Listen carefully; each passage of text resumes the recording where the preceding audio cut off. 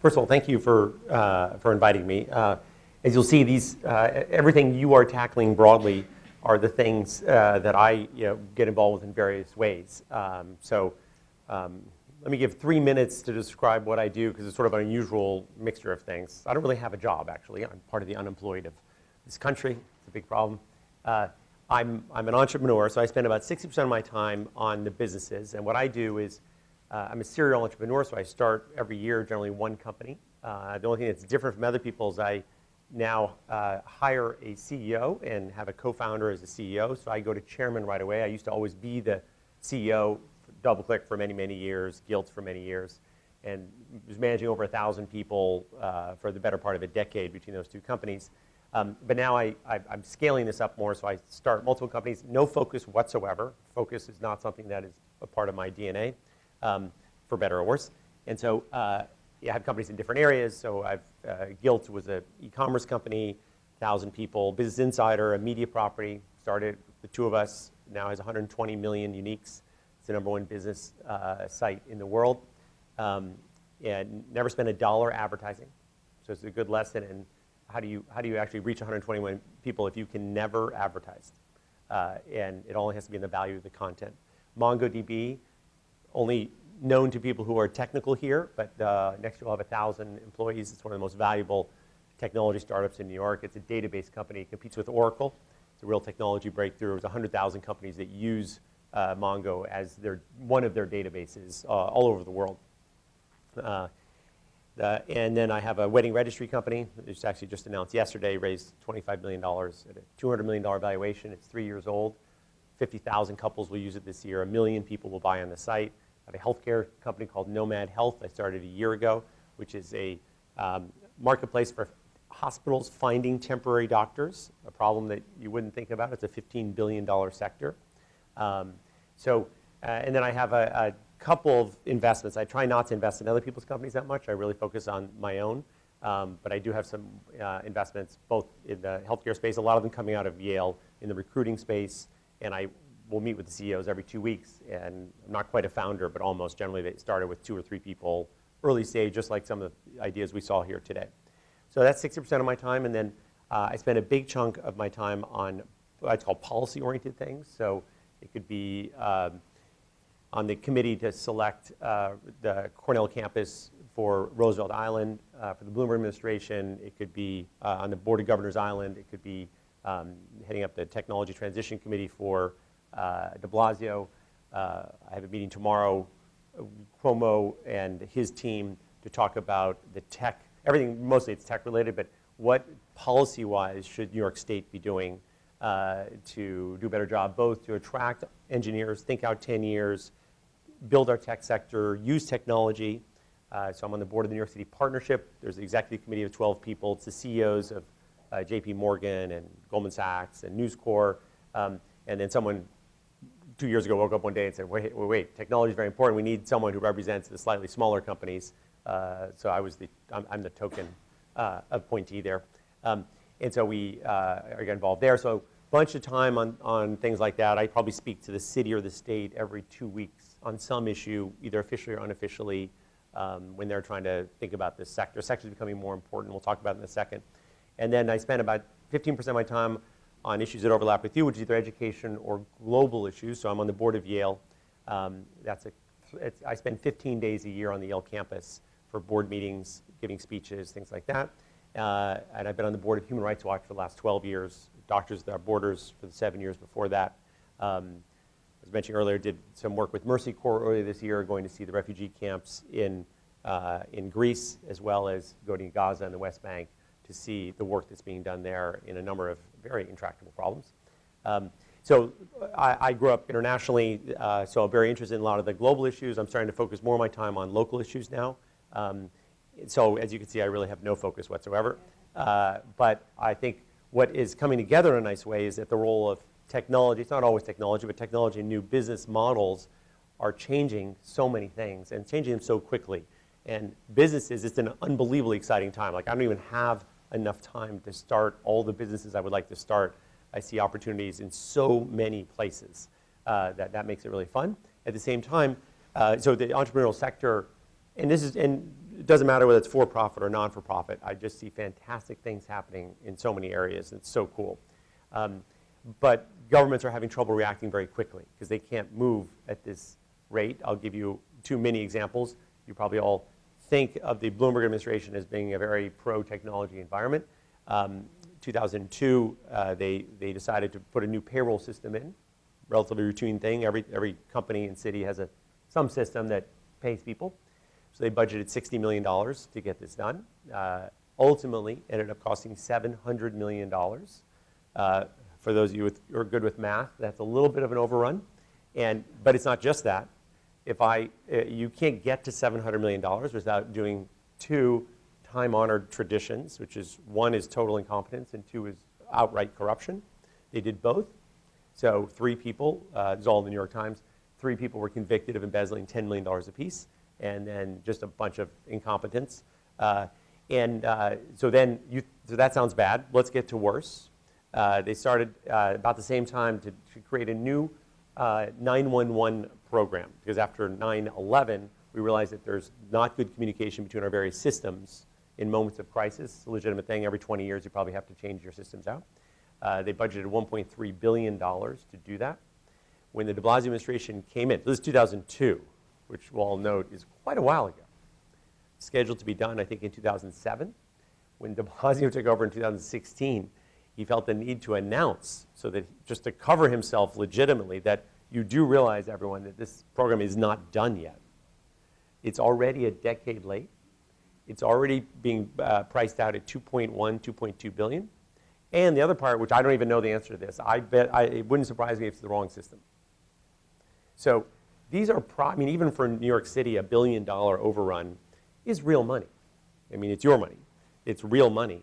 And so these are just mini examples. And there's some good examples, too. It's not that everyone does terrible things. But they're not equipped to really to do what we need. I can't pay my parking ticket with my phone right now. This is 2016. And so that's just not in place yet. It should have been in place 5 years ago. So that's what's troubling. I try and help everyone on this, and we make slow progress for a variety of reasons. So anyway, the long answer, that's the context of the things I do. I am, I'm encouraged a little bit by the fact that what has changed in the last 4 years from a government point of view is that, the Obamacare website problem was a wake-up call for every government official, because every government official sat there and thought, holy shit, there's the #1 issue in that 2010 election was the malfunctioning of a website, because it became a metaphor for government incompetence. And since every random voter thought, wait a second, every other website I go to works just fine, how come Facebook can be up all the time and a healthcare website, which has 1/100th of the traffic, can't stay up? That just says you're terrible at what you do, and therefore I need someone else. And if you're a government official, you're like, that's a bad conclusion. I don't like that conclusion.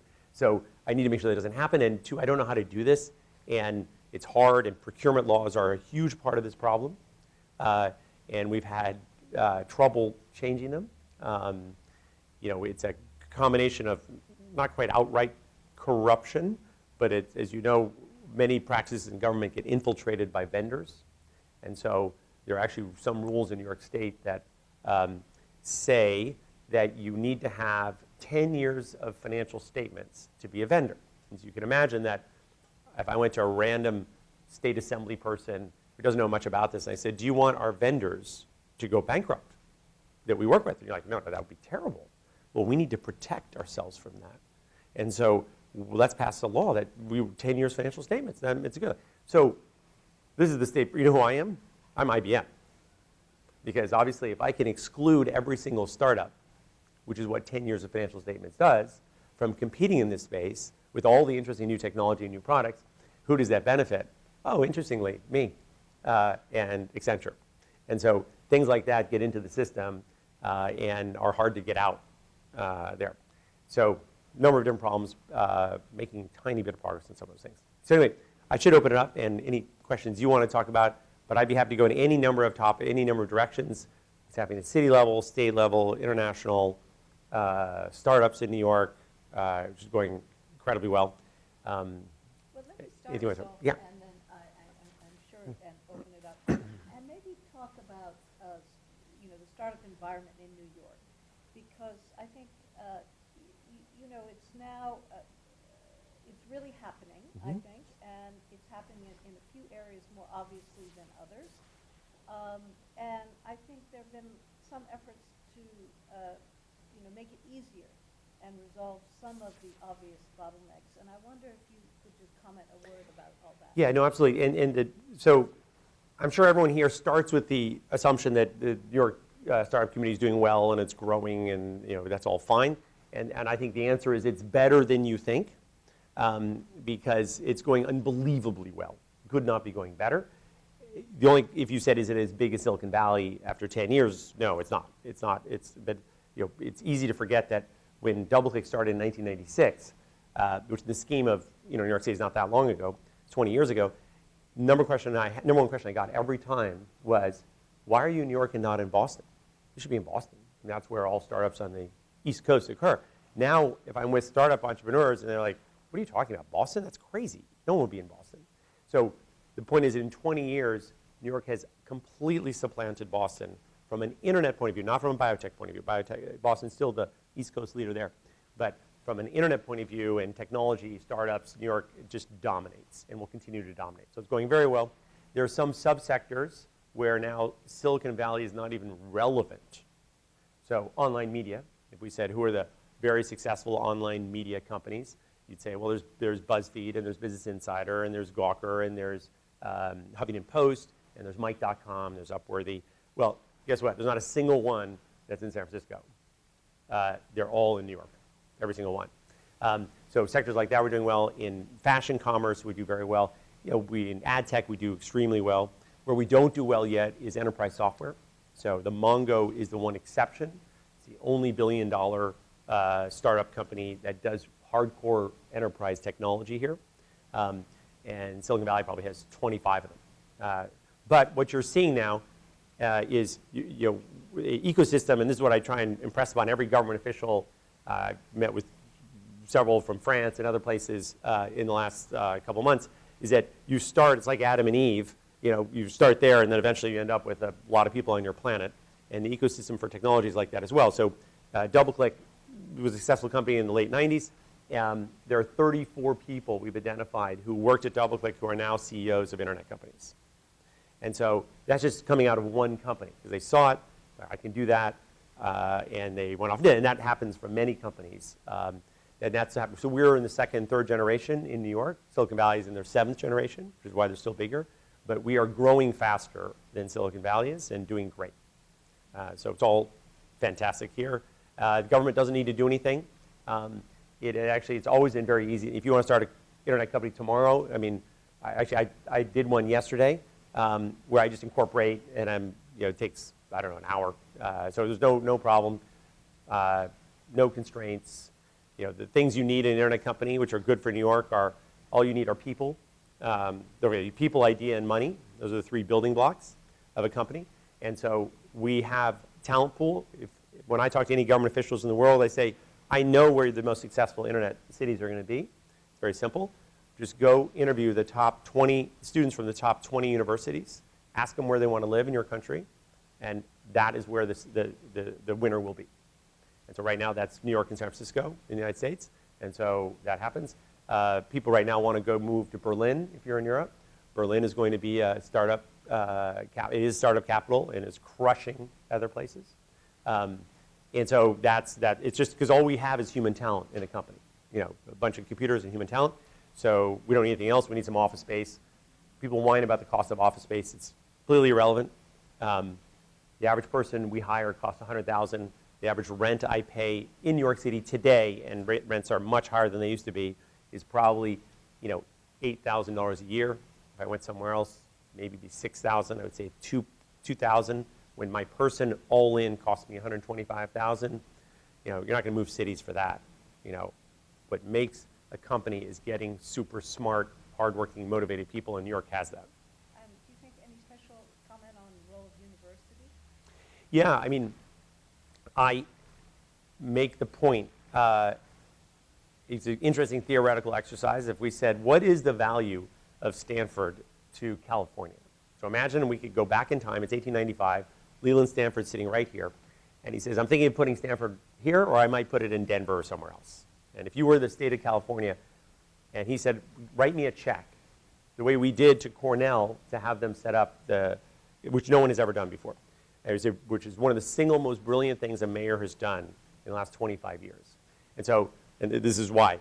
So if you just accept the premise that Google is only in California because Stanford is there, so we'll give them credit just for that to start with, the payroll over 10 years for Google just in California, not elsewhere, is $50 billion. So very quickly you're like, well, there's like 20 companies like that. And so then very quickly you realize that your number is $1 trillion. And so if that's true, that it's worth $1 trillion to have Stanford there, then if you're a mayor of New York City or any big city, you should be sitting there going, yes, I think about public transportation, I think about schools, those are all important things for my ecosystem. Right now, no one sits there and goes, you know what, I need better technology and educational systems, and so I need to get those, and so I will pay large sums of money for that. None of them will do it. They just assume it happens on its own, and they pay a price when they don't, and they just don't see that much. So we benefit enormously by having Columbia and NYU in particular, but at scale, 95 to 98% of the people who are studying computer science right now in New York City are at CUNY, which is not great quality, but very good. I'm glad we have that institution. And technology is more valuable than the other things in the ecosystem right now. We need more of it. But yeah, it attracts smart people. There are many people who live in New York City because they came to Columbia from, me in Ohio or somewhere else. You guys came from a lot of places. A bunch of people stay, and it adds extraordinary value. You remember that line someone said, how do you start a global world-class city? And they said, look, put a top research institution somewhere and wait 200 years, and you will have an incredible city. And that's what we have here in some ways. Yeah, thank you so much. Let's open it up. Share what's on your mind. Yeah. Hi, going back to New York City government for a second. So if you get rid of the corruption and competence, Yeah. would you say like cost overruns from 60 million to 700 million? How much of that would you guess has to do with regulations that are in place, some of which might be good, some of which might not be? How much has to do with just the infrastructure of all the different departments in the government that a certain product might have to touch? And also, if you could also just comment on whether you think there should be, whether it's possible and that the government should think more about having outside vendors do a local work. Yeah, it's a hard answer because I'm not even sure if I know percentage-wise how to attribute it. Procurement laws are definitely a problem. It's not just the ones I talked about, but it's also that our procurement laws are written for buying carpet. So if this were a government institution, we would have had to take minimum, 3 bids for this carpet, and then often we have to choose the lowest price. And so that can be okay for carpet. It's not always great for technology. You can probably get a cheaper computer than you have there, but you didn't because this is worth it for you, and you need to make different decisions. Second problem is on staffing. So, large companies who create their own technology have engineers working for them. If you don't, you're at an enormous disadvantage. It's very hard because then you have to outsource everything, and it's hard. Government can't pay engineers enough. They won't adjust their salaries. I remember years ago, governor asked me they needed a CTO for New York State, and that person handles a $1 billion CapEx budget, technology CapEx budget. So that's a big job. And so the challenge is he can only pay like $150,000 or something. And so, it's hard. It's not glamorous enough. Like you can get people to become Secretary of the Treasury in an administration and take an enormous pay cut. It's harder to get that for the guy who's going to be doing the CTO work. It's just not glamorous enough. So you can't get those people, and it's hard. It's very hard. So those are all problems. And then, the trying to do it across multiple departments. Everyone has a say in it. There are sometimes union regulations that get in the way to certain things, so that can play a role. It can be good, can be bad. So look, I never would expect them to be as nimble as a 10-person startup. But the challenges there and the old regulations make it much worse in technology. Thank you. Yeah. Thank you so much for coming and talking with us. You mentioned how kind of 20 years ago people were telling you, why don't you move to Boston rather than staying here in New York? So what does it take to convince those people who invest in your coworkers to start in a place where there's not an entrepreneurial ecosystem? And what are the steps and sort of how long does it take after that to develop this ecosystem and be happy? Yeah, it's, I'm trying to think across the world, there's no clean answer for that. Berlin has happened, in the last 10 years. The pattern generally is, in our industry, that, you start with a bunch of very smart people, you don't have the full ecosystem developed, and then you get one or two breakthrough companies that start to get momentum, start to spin off, then people you need capital. So we didn't have a lot of venture capital firms here in 1996. I couldn't find in 1998 a lawyer in New York City to take us public who had taken companies public before. And by the way, we have a lot of lawyers in the city, so it's normally you'd think we must have that. But no New York City companies have been going public, so we didn't have that. So those added on, but the core, VCs follow entrepreneurs, not the other way around. So the core beginning nucleus is entrepreneurs who want to start a company, and those are talented people who want to take a risk, and we had a lot of them, so we already had them. Berlin has a lot, and now people are moving there. Paris, and so also our system, US system's pretty entrepreneur friendly, so it works great. Europe is much more entrepreneurial than it used to be in technology, but still, like I get involved a lot in France, and it's terrible. It's no one should set up a company if you have a choice. I don't put any employees, and I tell every presidential candidate who comes through that I speak French. My wife is French. We have a house in France. You can't be more Francophile than I am, and I never put an employee in France unless I have to have a salesperson there. And I have 300 people in Dublin, so I tell them all, multiply me by like 1,000 other people who are making the same decision, and you'll wonder why you don't have hundreds of thousands of technology workers in France. And it's a good example of how the government can get in the way, because France has a very good computer science tradition and a good engineering tradition, and super smart people, great infrastructure, and is central in Europe. So if everything were the same, we would all put our European headquarters in Paris. Plus, you can go to any couple and say, go home and ask your wife or husband if they want to move to Paris, and they come back the next day and say, please move us to Paris. It turns out my wife or husband is desperate to go. This would be awesome. And yet, so to blow that is the equivalent of, having the ball on the 1 yard line and you just can't score. Like you've got it there. And so Dublin's killing them because it's easy to hire and fire and labor's cheaper. And so we're watching that play out. Yeah. Just this week I read that from Startup Health that New York City overtook San Francisco in digital healthcare funding. And so I was wondering if you, two-part question, what do you think is the trend of that, and should startup healthcare be worried about?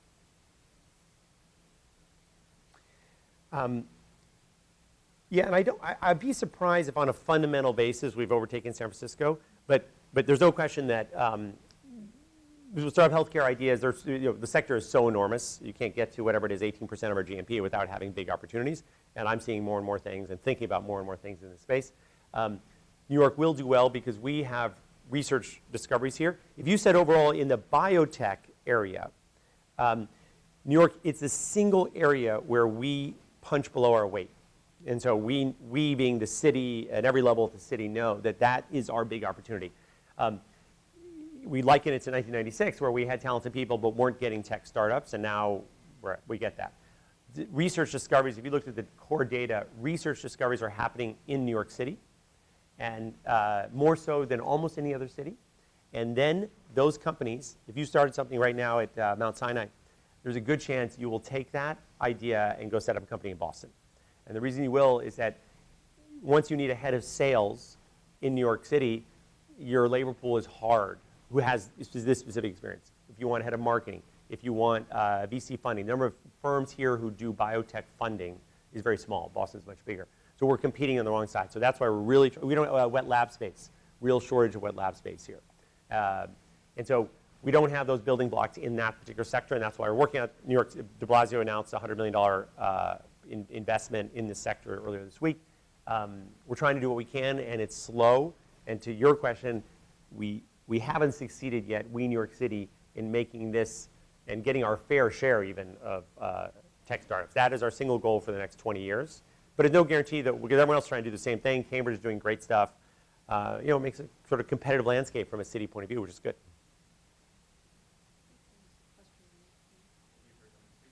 Yeah. I was wondering if you could touch on cybersecurity broadly, and more specifically, at what stage startups should begin to worry about security, and what your company is doing about it? Yeah, it's a complicated issue because the reality is it's easy to overhype security. So if you are the State Department or the CIA, yes, you have an enormous problem, enormous risk. You've been infiltrated. I would say that there are two types of companies. If you are in the sights of mostly the Chinese who have an interest in having your data, then there are just two types of companies: people who know they've been hacked, and people who just don't know they've been hacked. There's no third category of people who haven't been hacked. And so, and it's so much worse than you think it is. And so if I'm in a private group with groups like Human Rights Organization, Council on Foreign Relations, people like that, you think, why would they be hacked? Almost everyone has been hacked. No one's announced they've been hacked, but they have. And so, now, has it been destructive? Has it been a big problem? Not that we know of collectively for the think tanks out there, but it's very hard. You can't spend enough money and be sophisticated enough to solve that problem. My brother works for Facebook. He's a senior executive. When they go to China, they have to just, before they go, drop off their computer, their phone. They can't take anything. They're given new stuff, and then it gets scrubbed when they come back. And they know when they're there. They just take it for granted that every single thing they do, every email they send is being listened to and watched. So that's a problem. For us as consumers, it's not a problem at all. Everyone wants to hype it up, but how many people here have had a huge problem through security? And the answer is hardly anyone. Worst case is your credit card got stolen at some point, and Amex called you up and replaced it. So most of security is actually going to fall into the same problem as stores that have. Do stores have shoplifting? Yes, they do.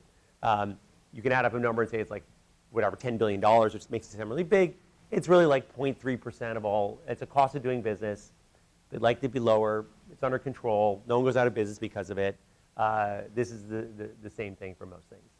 But it is a very tough issue if you are in a national security type. I would bet very close to my life that China has seen every single thing in the U.S. government. Yeah. I think I've been trying to get a pulse recently on kind of sweeping economic changes and thinking critically about where we're going to go in the next 5 to 10 years. And as things such as like self-driving cars and Amazon Go's grocery store where you don't need a cashier, as things like that get more and more traction, I think we're at the first time in human history when you don't have a transfer of one type of low-wage job to another type of low-wage job. Because even in the Industrial Revolution, we went from like farming to factory work. Now you're going to be at a precipice that we don't really have a precedent for, based on my vantage point.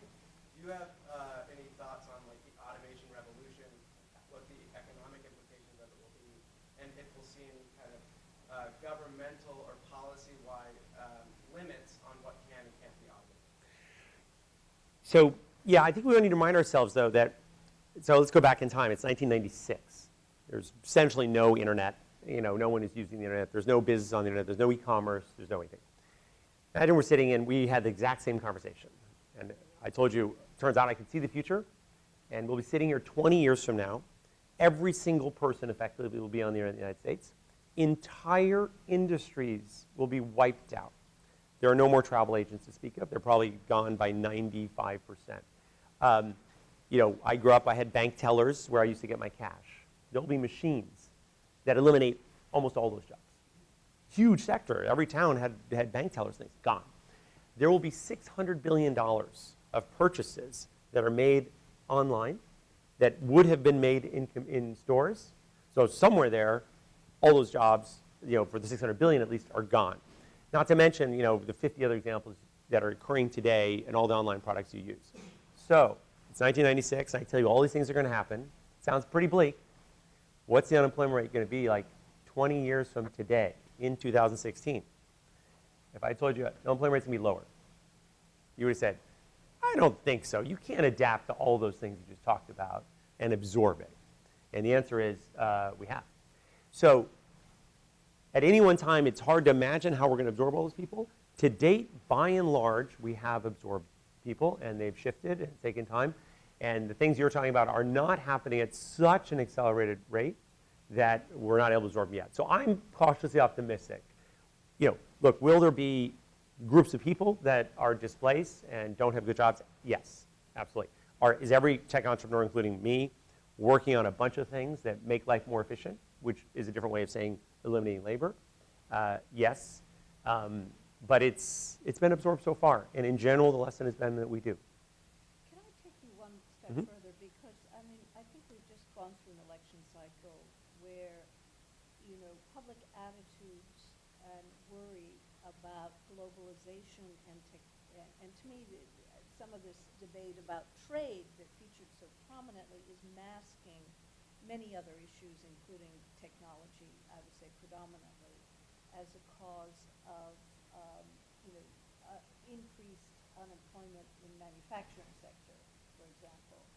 And so, I think as a nation, we're going to have to think more about whether it's expanding the social safety net or improving the skill base to engage technological change or things around these cluster of issues, because otherwise we end up with the fear of globalization and possibly mounting protectionism. So do you worry about those issues? I do worry about, let's differentiate two things. I think that, I'm obviously incredibly biased on this issue, but, I feel like we got played in this election. So, part of the country was persuaded that issues that are just not statistically issues are issues. And so they convinced a bunch of people of that by combination of positioning, I think, lying about it. Do I think there's a problem with Syrian refugees, or Mexicans killing and raping everyone in this country? No, because the data shows definitively that that's not true. It's just not true. Yet, a lot of people are convinced of that. So it's a media problem. It's a whole bunch of things that are there. So we have to differentiate. Do we have a problem? And then secondly, did someone convince us that we had a problem when we don't? And I do worry about this because on the substance, we in the last 5 years, we don't have a dramatic problem of, millions of people being put out of work and losing their jobs. It's not true. Are there dislocations? Are there areas in the country that are doing better than others? Are some people losing their job? But the bottom line is we're doing okay. And we're absorbing it. Is it great? No. Have manufacturing moved offshore? Yes. Have coal jobs gone away? Will either of those ever come back? No. Employment is not as high as we'd like, but it actually hasn't dropped. So it's doing okay. And so I think it's really a case of we're absorbing most things pretty well. Pretty well. Stock market's fine. Inflation's fine. Public debt is fine. So the core numbers are really pretty good. There are moments in history we could pick moments that are really bad. I could show you countries where it's really bad. So I worry, if somehow, and look, to answer your question, which I didn't answer, is what's going to happen under Trump for healthcare, I don't have any idea what they're going to do, what really is going to get done. I worry every single day about the things they're talking about, the people they're appointing, and what they're trying to do. And so, but it's going to switch a little bit because soon this administration is going to own the problem, and they have to decide whether they want to convince everyone that the world is falling apart under their reign, which I doubt. They've got to start saying, no, actually things are great. And so I think he will, as only he can do, start telling you that the things, even though nothing has changed, everything is now 100 times better. And so and look, there's a reason that I was with a bunch of policy people, and someone was saying that the international trade, the benefits of international trade are not a debatable issue, they're an IQ test. And so, there's no smart person that thinks that having no international trade would make everyone better off. We all took economics classes. I think people in the administration will know that. And so see if they do anything substantively terrible on that. But I do worry about that. It's easy to, obviously, we've seen many countries try and make that claim. I mean, Jeff Sessions, who's coming over as Attorney General, who's a crazy person, is not only against illegal immigration, but has been against legal immigration. And so he believes, which I think most of us did when we were 5 years old, that if any foreigner in this room comes to the United States and is employed, therefore that takes a job that an American would have done, and therefore we're worse off. So if you believe that, you start locking off our borders. We'll see if that really happens. I mean, companies will be, for better or worse, large companies will be at the table in this administration. And when the door is closed, they're going to say, don't even go there, or we're going to push you off shore. What I say to every senator, we'll talk to Cuomo tomorrow about this, is, you need to remember that we, the large companies in New York City, have essentially moved, I don't know what the number is, 100,000 jobs out of New York City over the last decade, technology jobs. The reason you never see it and don't read about it is because they're like, Gilt had 70 engineers. We opened a Dublin office. No one lost their job. We still have 70 engineers. But quietly, 3 years later, we have 150 engineers in Dublin. So were those jobs moved? They weren't really moved. They were created, all of them elsewhere. All the growth is created elsewhere. And so so many companies are doing that because we can't find the people here. We don't have enough. And so, as I tell every senator, I'm going to hire Mohammed, a Pakistani engineer. If you let me bring him to New York, I'll employ him here. But if you don't, I'll employ him somewhere else. It's up to you. I personally think it'd be better to have him here. But if you can't get in, then we're going to employ him elsewhere. We're going to employ these people. And that even the 10 of us are going to meet tomorrow, we'll probably hire another, 10,000 people. And we're just debating public policy-wise where those are going to be. New York State or not New York State. But we're going to do it. And it's cost us billions of dollars. And don't forget the multiplier of that Adam and Eve effect. When I bring 100 Mohammeds to New York City, whether I like it or not, within 3 years, 20 of them are going to spin off and either join startups or start startup companies and do awesome things that then will multiply and hire other people. And so that's what you're giving up. And that's not true when you put a car plant somewhere. You do not get that impact. You get 1,000 jobs. You don't get what is going to be 20 years later, maybe 10,000 jobs, purely because you put that technology company there. It's just a different dynamic that is occurring today. If I had decided I could have, decided to live in Boston and created my companies in Boston. And, there have been 5,000 people that I've employed just because I started the companies here. It could have been elsewhere. It would have worked. And so I'm just one of many, many people that make decisions like this every day. Absolutely. I think that's John. Yeah, sorry. I'm a visiting scholar from SIPA. I'm from Brazil. As a matter of fact, I'm fascinated in the last 2 days after 4 months trying to understand what's going on in this complex work, particularly in the United States. I have 2 questions. One very general and one specific. General. Countries in Latin America, particularly Brazil, who are very delayed in innovation. Yeah. And innovation affects competitiveness. Competitiveness is the key word today. What the countries of Latin America should do in order to improve their capacity for innovation. Okay? First question. Specific question. I started the first venture capital company in Brazil in 1980. I have made terrible mistakes. Terrible. Everything that he did wrong, he went wrong. But if I start today, a startup, what would be your recommendation of points that I should not miss when I choose a company where to invest? Yeah, so 2 different questions. One on Brazil, because in general, Latin America is doing very well, not Brazil. Brazil, as you know better than I do, is very bureaucratic. There are laws that make it very hard to hire and fire, hard to start up, and protectionist. So your economy's not that open. We can't ship things in there. And so all those things make it just less dynamic. Not to mention the corruption, which doesn't happen that much at a small level, but still is an issue. And you also, it's true of every country, but Brazil is not known for a deep computer science focus. And so the single thing I would do actually in almost every country is, because Like if you want to have an oil industry, you should probably have oil. It's just hard to make. If you want to have innovation and technology, unfortunately, you need people who can do that, and those are engineers. And so I'd be doubling down in my Stanford example of making sure we create more of that. For startup companies, look, I'm always, when I look at early stage companies, all I'm looking for is the team and the idea. And so a lot of things aren't figured out, but I need to know, do I have really unbelievably motivated, talented people who are going after a pretty big idea? A million things will not be figured out. The idea will shift, don't forget. So it's more, can you trust this team to understand the market better, go after it? But it's a judgment call, and then things go wrong. I mean, look, this is a risky business. So lots of things don't work. But I do see lots of, the thing I look for as a problem, I see lots of people starting things that really are not companies. They're somewhere between a feature and a product, and it's just not going to be big enough. The other thing that I always tell, if you were all CEOs here, your team is really important. So no one here disputes, of course I should have a good team. But if I said to you, all right, every one of you are CEOs. Every one of you have a CTO, right?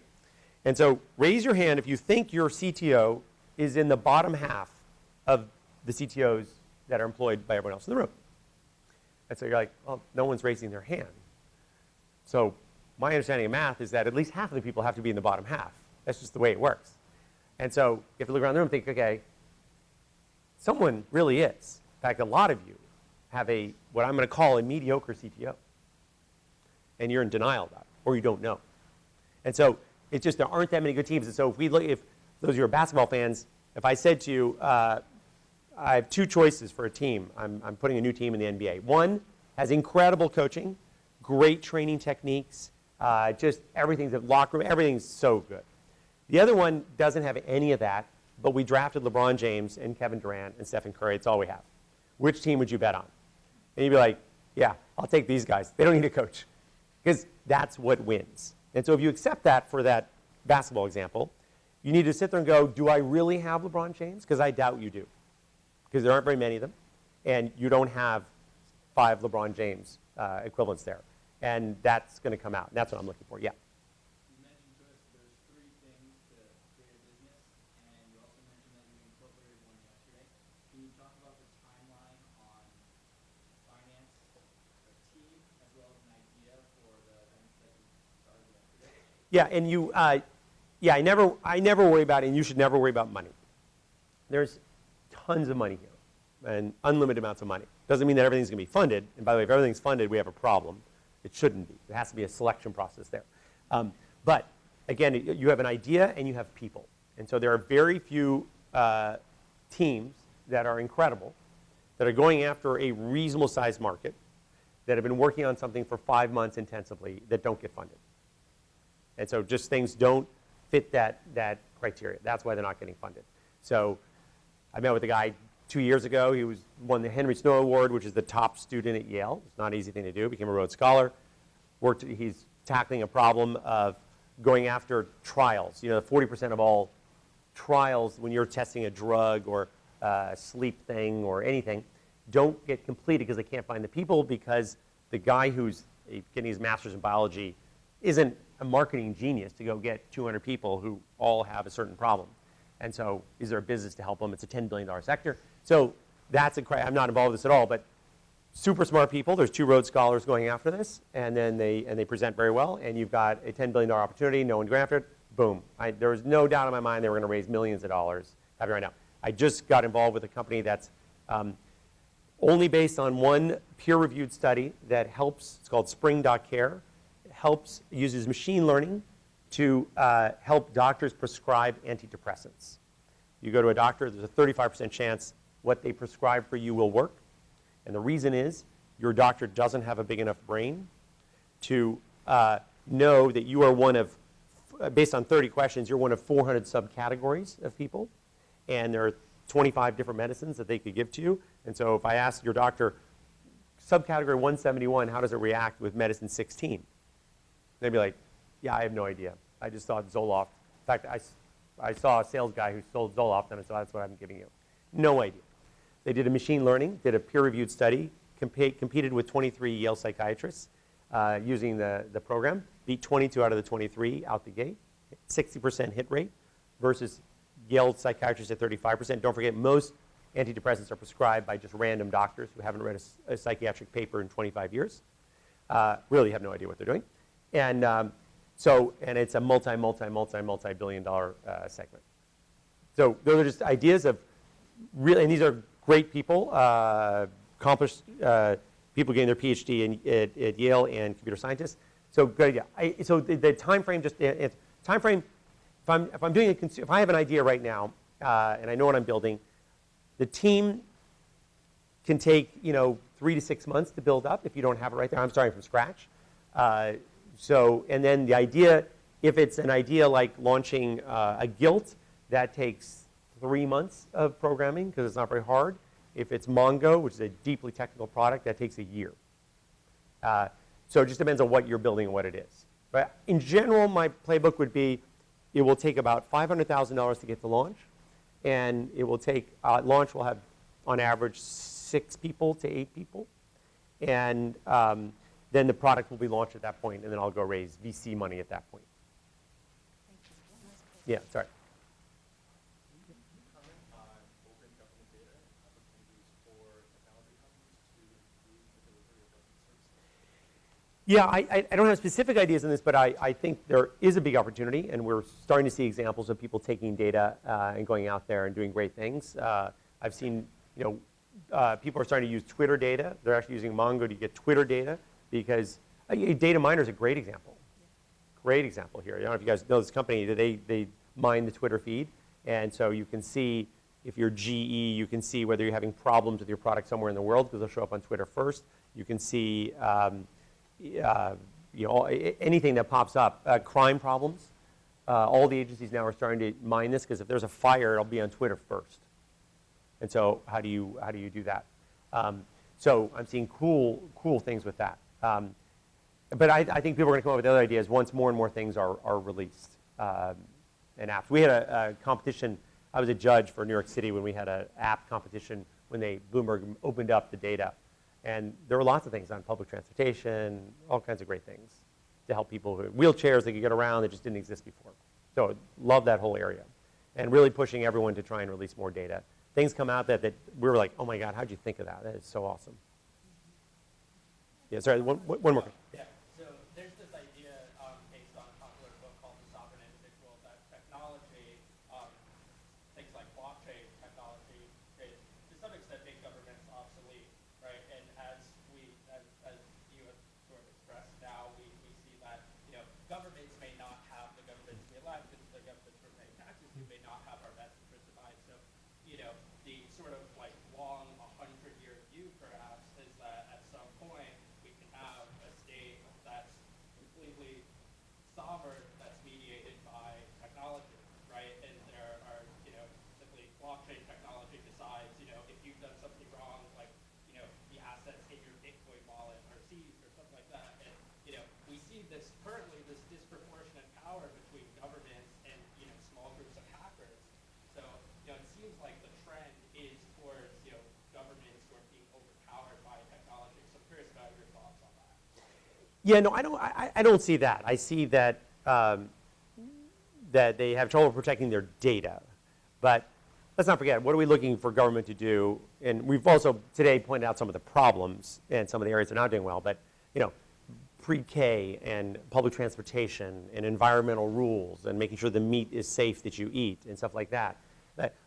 All that is not being replaced anytime soon. If we're at 100 years, anything could happen. But I think the role the government is playing is arguably more important today and more significant and in many areas going well. I mean, the interesting things that are happening in the United States are at the city and state level. And so I feel pretty good about actually what's happening there. And I think the Nordic countries are showing that they've managed things pretty well and transitions pretty well. So I feel pretty actually bullish on the role of government. It just needs to keep adapting and be well managed, use data, and use technology better. But a lot of things are not so technology oriented. I mean, until things change dramatically, pre-K still has to be and is best done by having a teacher in the room with 15 kids. It's not all going to be done by screens or anything. And public transportation, look, private systems in general can can do a good job for the wealthy, but we need to make sure we provide public transportation for areas where it's uneconomic to go there. And right now, we don't have a good model of doing that if it's not done by the city, the state, or the country. Welfare, healthcare, things like that. That hasn't been solved yet by anyone without government taking the primary role there. So I'm very bullish on what the role government can do, and I think in general, it's frustrating. It does pretty well. Medicaid, it gets pointed out, Medicaid is more efficient than any of our private healthcare systems. The amount that they spend on administration, all the things people would say that the private sector does better, is definitive. Medicaid is more efficient. So they have scale, and they've done a great job. Yeah, one more question. Elaborate on that in regards to examination of people. My understanding they have a lot of these compact groups being involved in a lot of the role issues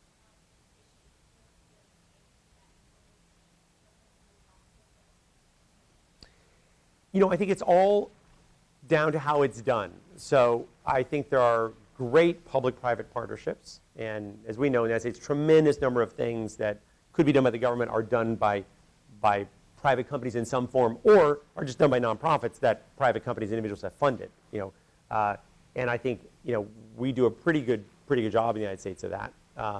Europe has less of a tradition. UN's trying to get people involved. I think in general, I think it's a good thing. But then you have to get specifics. If it's we make bad decisions because a large tech company wanted their hardware out there, and then I'd feel uncomfortable with it. So just how you do it.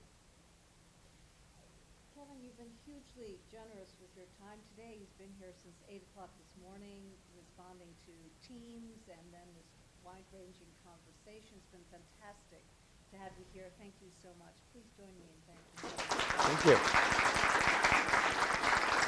Happy to be here. And happy to hang around for a few minutes if there's any follow-up questions. But thank you all for being involved and caring about these issues. And they don't get solved if all of us play some role. All of us play a small role in moving them forward, and things get better. Thanks.